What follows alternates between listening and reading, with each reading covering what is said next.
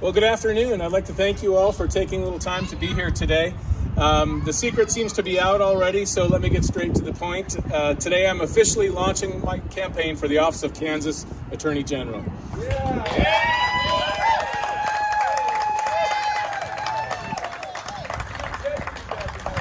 Thank you. Now, most Kansans probably are familiar with my political background, serving as Secretary of State for 8 years, from 2011 to 19, and serving as chairman of the Kansas Republican Party for a couple of years before that. But I want to begin by telling you about something you might not be familiar with, and that's my legal background. My educational path began at Washburn Rural High School, and from there I went to Harvard, Oxford, and then Yale. After graduating from Harvard at the top of my class, I was blessed to earn a Marshall Scholarship and go to England and get my doctorate at Oxford. And then I came back to the United States and graduated from Yale Law School in 1995. And immediately after graduating from law school, I came back to Kansas and began as a judicial clerk on the 10th Circuit of the U.S. Court of Appeals. After my clerkship, I was hired as a full-time law professor at UMKC Law School. And I taught constitutional law, legislation, legal history, and immigration law. And during that time, I became a tenured full professor of law, and I published 15 articles, scholarly articles, mostly in law reviews. And during that time, I had a 2-year hiatus, however, where I left the law school and went to Washington, D.C. I won a White House fellowship, which took me to the office of Attorney General John Ashcroft at the very beginning of the Bush administration. In fact, my first day on office was after the Labor Day break in September of 2001. So about a week after that was, of course, 9/11.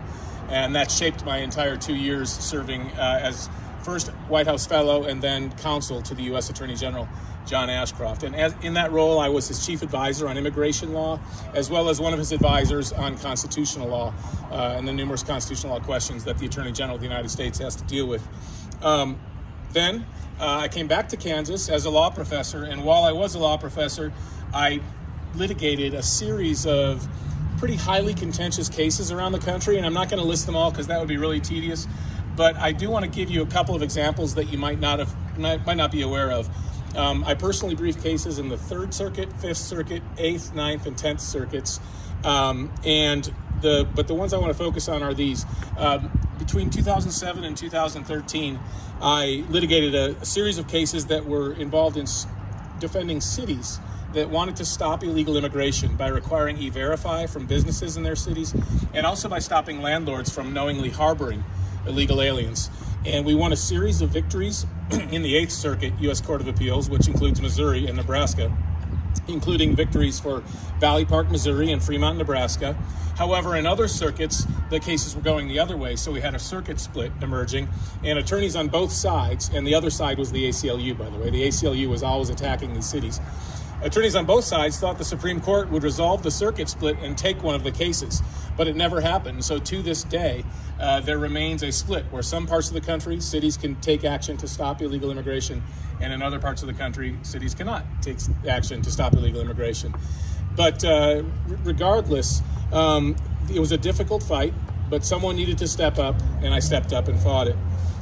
In 2009 and 2011, I helped Arizona draft and then defend in court 2 of its laws that made national headlines. One was the Legal Arizona Workers Act, which made Arizona the first state in America to require E-Verify. And the second was SB 1070, which was all over the news in 2011.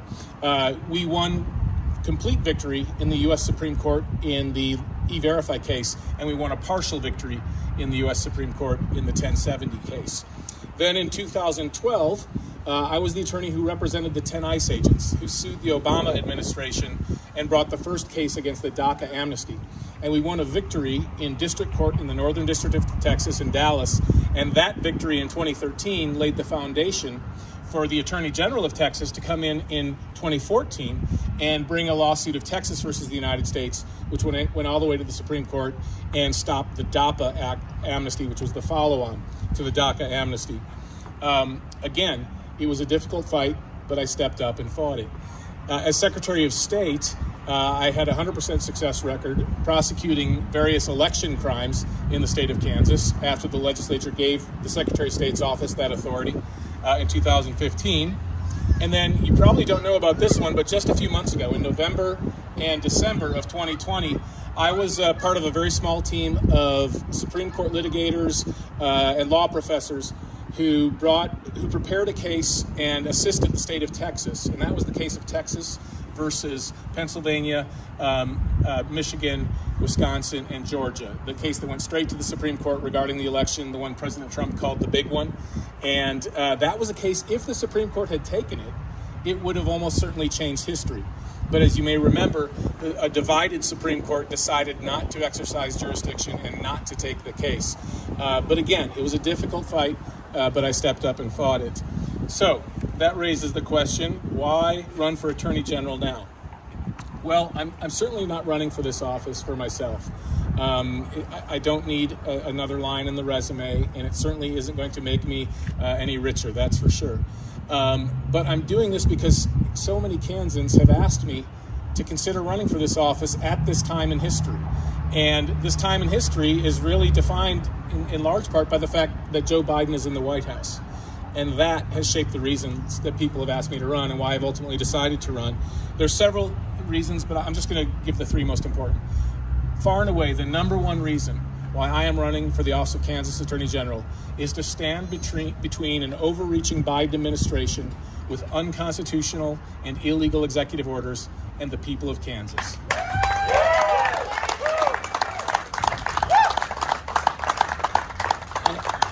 On a host of issues, the Biden administration has taken actions that are illegal or unconstitutional, and the Attorney General of a state is the sole officer who has the ability to potentially go to court and to get an injunction and to stop that illegal action in its tracks. And I intend to do that if I'm Kansas Attorney General. Thank you. For example, if the Biden administration tries to take away our Second Amendment rights here in Kansas, they'll have to get through me first.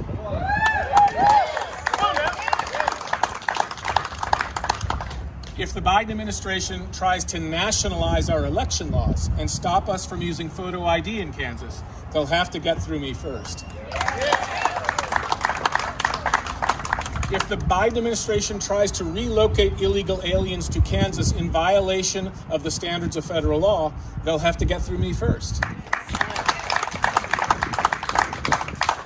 And if the Biden administration issues executive orders that would stop the drilling of oil or natural gas in Kansas, they'll have to get through me first.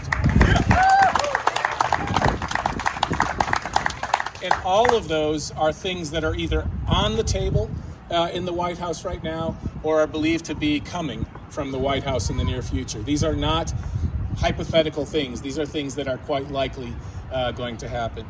Now, the second reason that I'm running for the office of Attorney General is to make clear that in Kansas, the police are enforced, are protected, that laws are enforced, and that law enforcement is respected. You know, the attacks by the left against police officers in America all across this country they have reached a fever pitch. It's truly outrageous, and it's having an adverse consequence on the communities that the rioters are ostensibly trying to help, because those communities are now seeing fewer police officers protecting them against violence. And it's having an effect all across the country, including in Kansas, because there have been many early retirements from the police forces.